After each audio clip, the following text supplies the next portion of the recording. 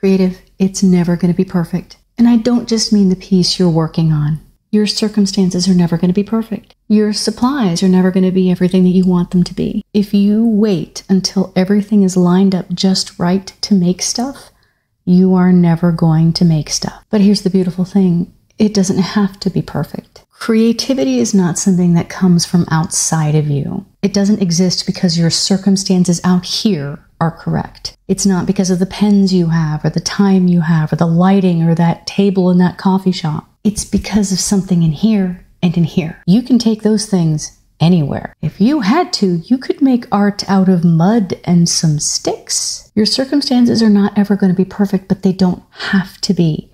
You are not that limited. You are much greater than your circumstances. Do cool tools and extra time make it easier? Sure, but you don't need them. You can do this, creative. You have more talent than you know, and it's just waiting for you to put in a regular practice habit to hone it. You can do this, creative. Sit down with me now, regardless of your circumstances, and let's make something new.